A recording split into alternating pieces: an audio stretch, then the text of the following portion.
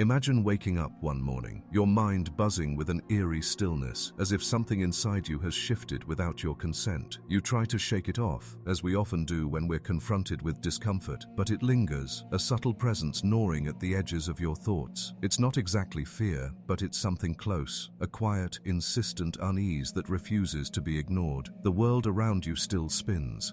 People continue with their lives, yet you sense that something crucial has been revealed. It's as if, for the first time, you've glimpsed the depths of a mirror you've always avoided. Have you ever wondered why we're so terrified of what lies in the shadows? Why the mere idea of looking within triggers such visceral resistance? You know deep down that this thing, whatever it is, cannot be outrun. It's there, it's always been there. But you can't unsee it once you've glimpsed it. It's not an external enemy, not a physical threat. No, it's far more insidious than that. It's a question that swells in your chest. Who are you really? You've probably heard of shadow work, that elusive concept that promises self-discovery and healing. But what if I told you that the shadow, as Carl Jung described it, isn't just something to integrate or understand in a tidy self-help fashion? What if it's not just a comforting walk through the quiet parts of your psyche, but a violent encounter with the deepest, most unsettling corners of your existence? What if shadow work doesn't just reveal your hidden potential, but instead exposes you to an abyss that could consume everything you thought you knew about yourself? Here's the paradox. We talk about shadow work as if it's an act of self-love, self-acceptance and growth. But in truth, it's destructive. It tears you apart before it builds you up. The process doesn't reveal the parts of yourself that are simply misunderstood or buried under a bit of shame. It tears apart the illusions, the facades, and the fragile identities we've built to survive. Shadow work forces you to confront the parts of yourself that you would rather not acknowledge, your darkest impulses, your deepest fears, your forgotten hurts. But what if, in confronting these dark aspects, you discover that the very foundation of your self-identity is a lie? What if all that you've constructed, your social persona, your relationships, your sense of control, was nothing more than a fragile mask, a performance you've been unknowingly rehearsing your whole life? What happens when you realize that the person you've worked so hard to become is not even you? Let's take this further. Imagine facing the reality that who you think you are might not even be your true self.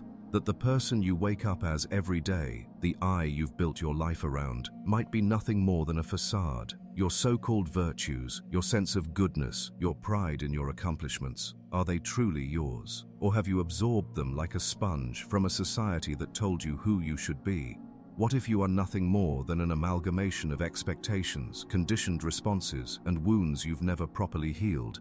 What if the real you, the authentic self, has been buried so deep that you have no idea who you really are anymore? It's uncomfortable to even entertain the idea, but here's the truth. Shadow work isn't just about healing the ugly parts of your psyche. It's about realizing that what you call ugly might actually be the core of your power. It's about understanding that in the process of dismantling your sense of self, you may uncover something both terrifying and divine. We live in a world that desperately tries to control us by forcing us into neat categories, roles, and definitions. The more we buy into these categories, the happy family, the successful career, the enlightened individual, the more we distance ourselves from the reality of who we are beneath these labels. And all the while, our shadows grow larger, waiting for the moment when they can no longer be ignored. So what does it mean to confront the shadow? And why do so many resist it, even when they claim to seek personal growth? Could it be that the shadow is not something we simply need to integrate into our lives, but something that threatens to destroy the very idea of the life we thought we were building? And if we allow this destruction to take place, if we finally stop running from the darkness, what comes next?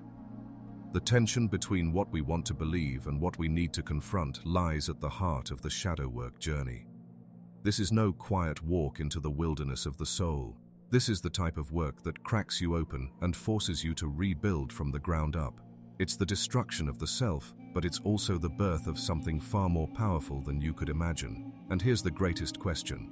Are you willing to face the chaos within, knowing that the price of this transformation might be the unraveling of everything you've held dear? You might think you're ready. You might tell yourself that you crave self-awareness, authenticity, and peace. But what if, in doing so, you end up losing yourself entirely? The only way to find out is to take the first step. But be warned, this journey doesn't lead to a safe, comforting place. It leads into the abyss, and it's in the abyss that you will find your true power. What are you willing to sacrifice to uncover what lies beneath your surface? This is only the beginning. The question is not whether you're ready to confront your shadow. It's whether you can survive the revelation that might shatter everything you thought you knew about yourself. What happens when you peel back the layers of yourself and find nothing but fragments of pain, guilt, and fear? What if the deeper you go, the more you uncover that everything you've built to protect yourself is merely a defense mechanism, a mask that's held together by years of denial and repression? To understand the force at work in the shadow, we have to understand why it exists in the first place. What drives us to suppress parts of ourselves so deeply that we're no longer conscious of them? What makes us run from the very things that could set us free if only we dared to look? The answer lies in our psychology and in the cultural myths that shape our perceptions of self and other. Carl Jung, perhaps the most well-known explorer of the human unconscious, introduced the idea of the shadow as the unacknowledged and often repressed aspects of our psyche. These are the qualities we refuse to acknowledge because they don't fit the image of the person we want to project to the world. But here's the catch: the shadow doesn't just sit quietly in the background, waiting to be acknowledged. It has a power of its own. Jung referred to the shadow as the part of us that demands to be seen, whether we like it or not. And if we continue to ignore it, it doesn't simply fade into nothingness. No, it festers, it builds, it distorts our perceptions and behavior, often sabotaging our efforts to live authentically. At its core, the shadow is born out of repression, the psychological mechanism through which we push certain thoughts, feelings, and impulses out of our conscious awareness.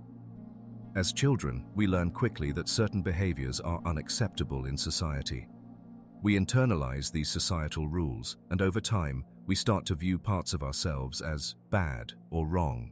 Maybe it's a desire for power, an uncontrollable temper, or an attraction to something deemed immoral. The more we suppress these traits, the more they fester in the darkness of our unconscious, waiting to explode when we least expect it. But why does this happen? Why does the human psyche create such a dangerous divide between the acceptable and the unacceptable? Friedrich Nietzsche offers us some insight here. He believed that the root of our suffering lay in the dichotomy of good and evil, a construct handed down by societal norms and religious dogma. Nietzsche argued that Western civilization had created a system that condemned human instincts, particularly the instincts for power, aggression, and self-preservation, by labeling them as bad or immoral.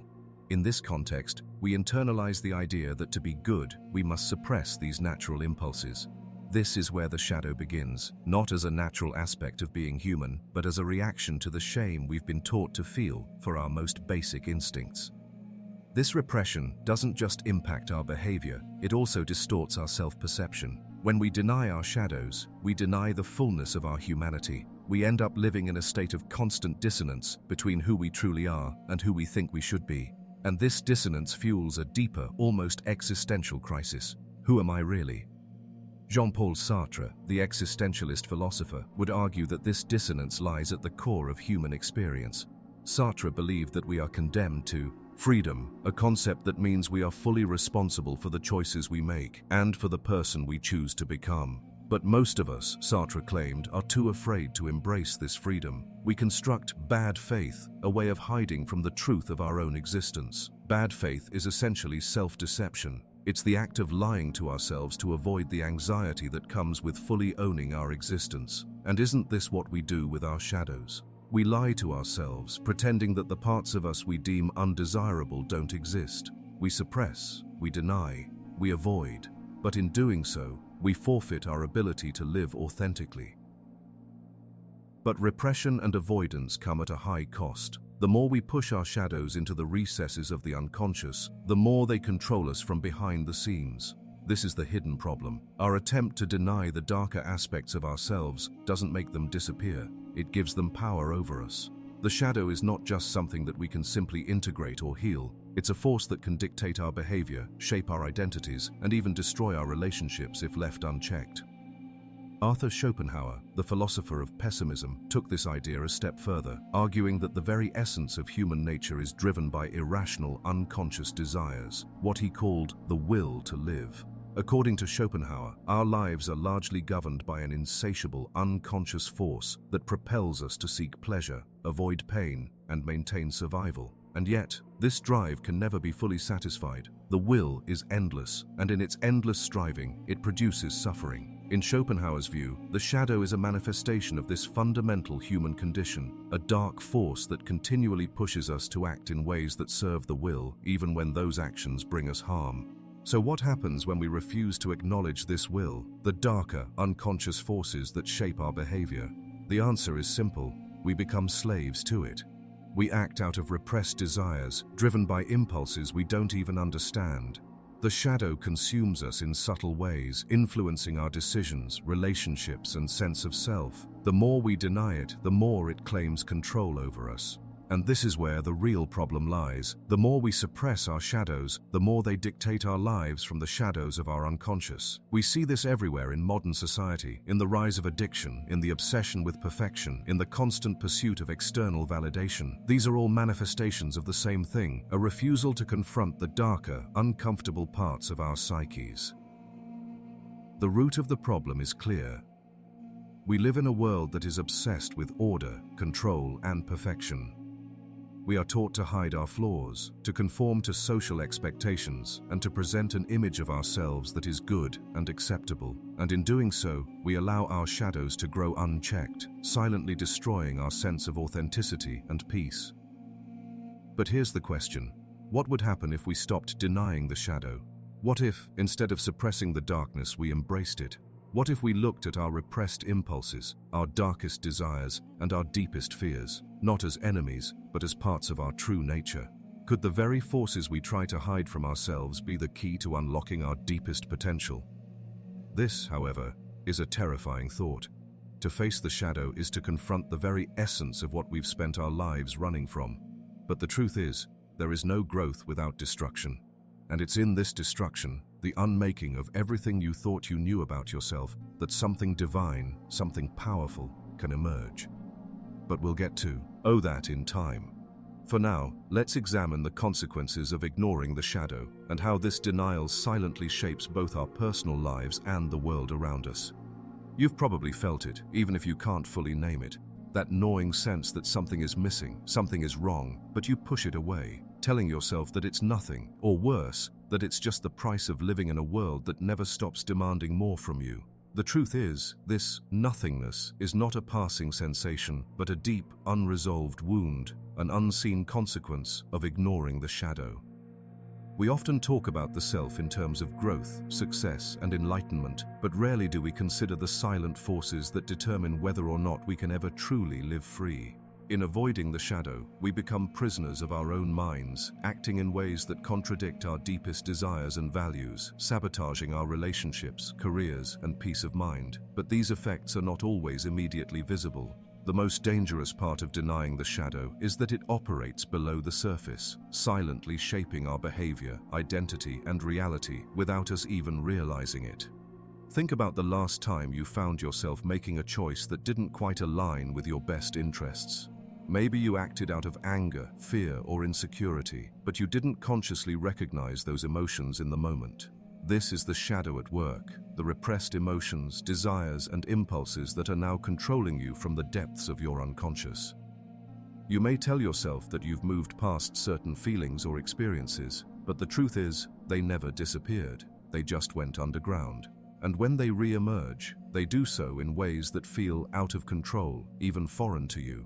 Cognitive science and psychology have long suggested that we're driven by forces of which we're not aware. In fact, studies show that 95% of our thoughts and decisions are unconscious. Our actions are not entirely ours. They're shaped by deep-seated beliefs, conditioned responses, and unresolved emotions that we are barely aware of. When we deny these forces, when we repress parts of ourselves, they don't vanish. Instead, they control us in subtle, insidious ways, shaping our behavior without our consent. This is the silent danger of avoiding the shadow. It operates through the subconscious, feeding on your blind spots and weaknesses until they manifest in destructive ways. We see this in addictions, perhaps the clearest manifestation of the shadow in modern society. Addiction is often framed as a weakness, a moral failing, or a simple lack of willpower. But in truth, addiction is deeply psychological, and it is often a symptom of deeper, unresolved inner conflict. Gabor Mate, a renowned expert on addiction, argues that addiction is not a disease, but a search for love, a way of soothing the pain caused by emotional wounds, abandonment, or neglect. The root of addiction is not a lack of self-control, but a rejection of the pain we refuse to face. The shadow, in this case, is the unacknowledged pain. Deep feelings of unworthiness, loss, or trauma that we bury to avoid the anguish it would cause to face. But addiction isn't the only consequence. The avoidance of the shadow can also manifest as chronic anxiety, depression, and feelings of emptiness. When we refuse to face our darkest impulses, we sever ourselves from our true selves, leaving us in a constant state of internal conflict. We live in a world that tells us to be positive, productive, and good. But in doing so, we are encouraged to repress the very things that make us human. As a result, we experience an existential dissonance, a sense of being disconnected from our own existence. We crave meaning, but we can't find it because we refuse to confront the very source of meaning itself, the shadow. This disconnection is not only personal, it's societal. Our entire culture is built on the avoidance of the shadow. We are told that happiness is a choice, that anyone can be successful if they work hard enough, that if you just believe in yourself, anything is possible. These promises are comforting on the surface, but they are rooted in a dangerous denial of reality. We live in a world that expects us to constantly perform, to present a polished version of ourselves that fits neatly into social expectations. This performance, however, requires constant suppression of the parts of us that don't fit the mold: our anger, our fear, our jealousy, our loneliness. The more we try to conform to these artificial standards, the more we build walls around the parts of ourselves that could actually set us free. Take the rise of social media as an example. The curated, idealized images we present online are a direct reflection of the pressure to be good and successful. But behind these images lies a shadow: the fear of rejection, the insecurity, the comparison, and the loneliness that many people feel but never express. Social media encourages us to avoid our true emotions and to create a sanitized version of ourselves that fits into the narrow confines of social approval. It's a performance, a perpetual act that keeps us trapped in a cycle of self-deception and self-alienation. And the more we buy into this performance, the more we lose touch with who we truly are. The consequences of avoiding the shadow extend beyond individual lives. They shape our collective existence as well. Our obsession with perfection, success, and constant self-improvement is rooted in the denial of our imperfections, the parts of ourselves we would rather not confront. As we seek to control and manage every aspect of our lives, we inadvertently create a culture that punishes vulnerability and condemns authenticity. This leads to a society rife with anxiety, depression, and a collective sense of disconnection. When we deny our shadows, we rob ourselves of the chance to truly live, and instead, we exist in a state of ongoing performance. But here's the most insidious consequence of all. The longer we ignore the shadow, the more we risk becoming a version of ourselves that is unrecognizable, a self we never consciously chose. Every time we push our fears, desires, and flaws back into the unconscious, we relinquish a little bit more of our autonomy. We become actors in our own lives, performing roles we never wrote, playing out scripts we never signed up for. This is the true cost of shadow denial. We lose our authentic selves bit by bit until we wake up one day and realize that the person we've become is not the person we truly are. But there is hope. The shadow, as destructive as it can be, is also a key to unlocking your true power. The moment you stop running from the darkness and begin to understand what lies beneath it, you begin the most radical act of self-liberation. The consequences of ignoring the shadow are real, but so too are the rewards of facing it. And in the next section, we'll explore how you can begin that journey and why it might just be the most transformative act of your life. What if the very thing you've been avoiding, the darkness, the raw, uncomfortable truths about yourself, is the key to your liberation? What if instead of running from the shadow, you embraced it? In order to break free, you must first confront a radical truth. There is no freedom without destruction. To reclaim your power, you must destroy the version of yourself that has been created through societal expectations, conditioned beliefs, and unconscious repression. The identity you've been holding onto, the one you think you know so well, isn't you. it's a carefully constructed illusion. To truly break free from the grip of the shadow, you must accept that the person you thought you were is not real, and that the person you could become exists only by facing the deepest, darkest parts of yourself. And this process? It isn't easy. It's not a neatly packaged self-help program. It's a rebellion, a refusal to submit to the sanitized, filtered version of life that society tells you is the only way to exist. Carl Jung argued that the path to individuation, the process of becoming who we truly are, requires an honest confrontation with the shadow. But this confrontation isn't about merely acknowledging the dark parts of yourself. It's about entering the darkness and allowing it to destroy everything you thought you knew. It's about facing your fears, your insecurities, your rage, and your deepest wounds, and not just acknowledging them, but integrating them into your very being. Only by embracing these parts of yourself can you move toward wholeness. So, how do you start?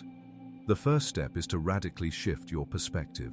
You've been taught your entire life that darkness is something to fear, something to avoid. But here's the truth. Darkness is not your enemy. It's the fire that forges your soul. Every impulse, every desire, every emotion you've repressed has the potential to become a source of strength, insight, and creativity. You just have to be willing to look at it, without judgment, without fear.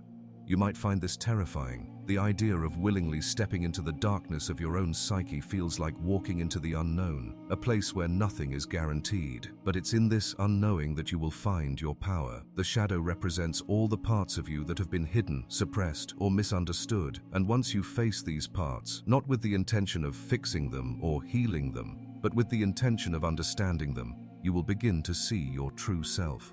A self that is not bound by the rigid constraints of societal expectations or the illusion of perfection. The radical shift in perspective starts with the understanding that the shadow is not something to be eradicated, but something to be integrated. You don't need to eliminate the darkness to become whole. Rather, you need to understand it, engage with it, and allow it to inform your life. Jung often said, "The privilege of a lifetime is to become who you truly are."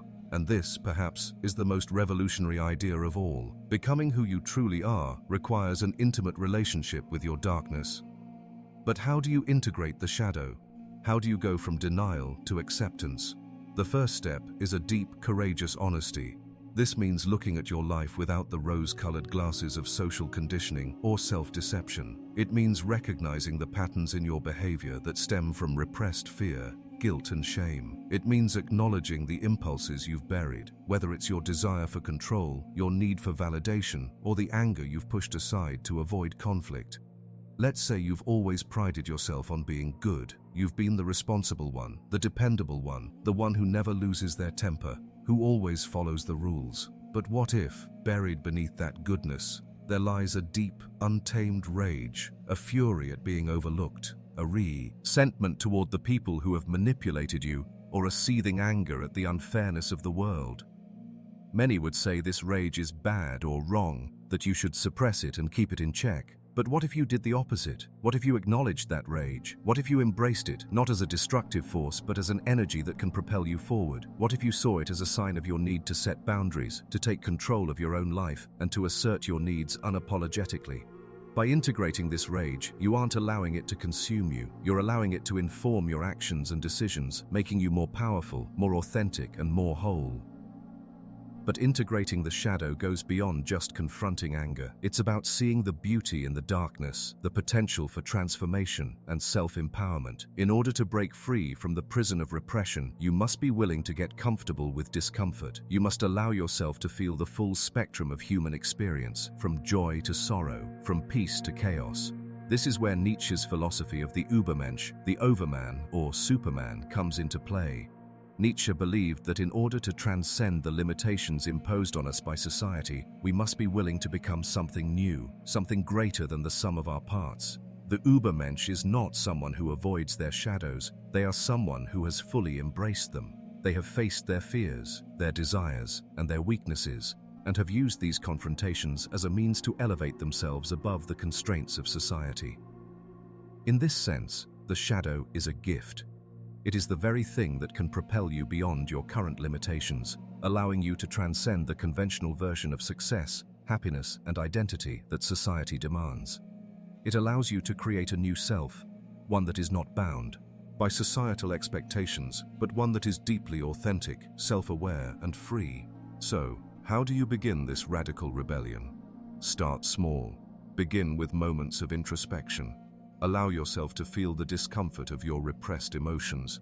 Explore the areas of your life that you have been avoiding. Look at your patterns and behaviors and ask yourself, what am I afraid to confront? What am I hiding from myself? What parts of me have I been running from? You may not like what you find, but that's the point. The rebellion isn't about finding a perfect version of yourself. It's about creating a real version, one that isn't afraid to acknowledge its flaws, its fears, and its deepest wounds. It's about becoming whole by integrating both light and shadow into a single, unified self. This is not easy work. It requires courage, honesty, and an unwavering willingness to face the unknown. But if you are brave enough to begin, you will discover that the very parts of you that seem terrifying, destructive, or unworthy are actually the source of your greatest power. There's a moment in every journey of self-discovery when you feel the pull of an ancient truth, a realization so profound that it changes everything you thought you knew. It's the moment when you understand that what you've been running from isn't something to fear, but the very thing that will set you free. The shadow, the dark parts of yourself you've hidden for so long, is not the enemy. It is the doorway to a deeper, more authentic existence.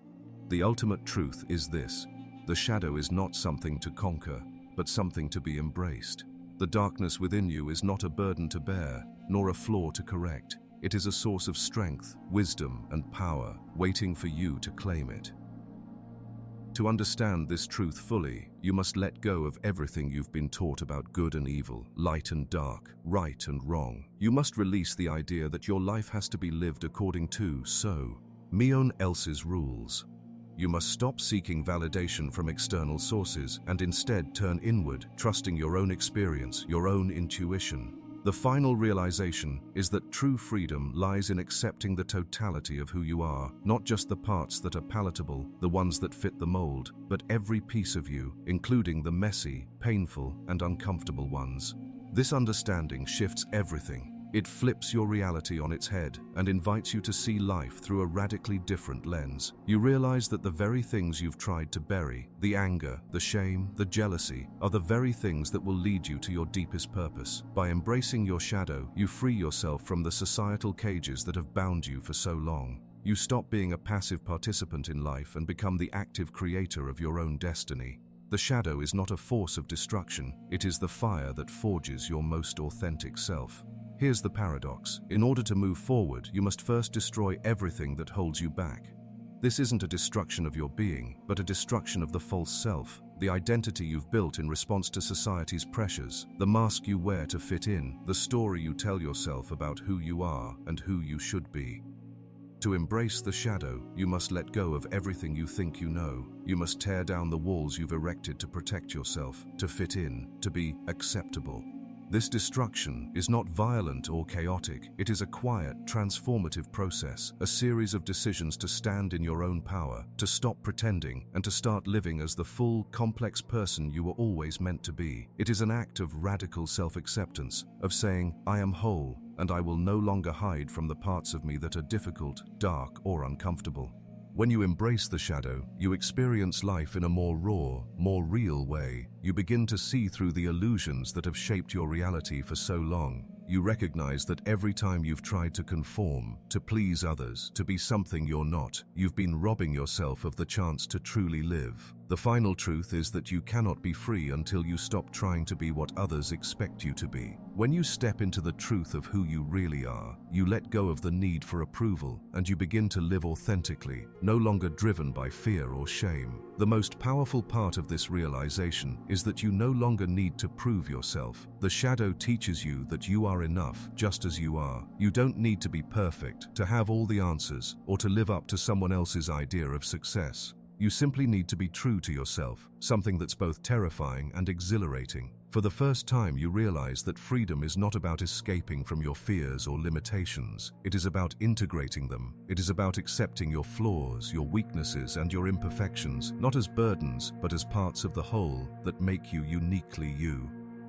This is where the radical transformation occurs. By accepting the darkness within, you gain access to a deep well of creative energy, strength, and insight. The shadow, in its fullness, is a source of empowerment. It is not about denying or repressing the parts of you that are painful or uncomfortable. It is about embracing them, understanding them, and allowing them to enrich your life. Every fear you've avoided, every pain you've ignored, becomes a wellspring of wisdom that propels you forward. You are no longer at war with yourself. Instead, you are in harmony, not because you've eradicated the darkness, but because you've made peace with it. You've recognized it for what it truly is. Part of you, an integral part of the human experience, and a vital force for growth and self-transformation. At this moment, you realize something else. The journey never ends. Shadow work isn't a one-time thing. It's an ongoing process of self-discovery and self-empowerment. Each layer you uncover, each fear you face, each part of yourself you embrace leads to greater depth, greater clarity, and greater freedom. But here's the difference. You no longer see this process as something to be feared or avoided. You see it as a gift, a continual unfolding of your true self, a dance between light and dark that creates a life rich with meaning, purpose, and authenticity. You are now, at last, whole. No longer fragmented by repression, no longer shackled by the chains of societal expectation, you step into the world with a new kind of power. This is the power of someone who has faced their own darkness and emerged from it not unscathed, but transformed. And as you walk forward, you carry with you the wisdom of the shadow, an unshakable knowledge that, in the end, the only thing that ever needed to be fixed was your relationship with yourself. And so, the ultimate truth is not that the shadow is something to be feared.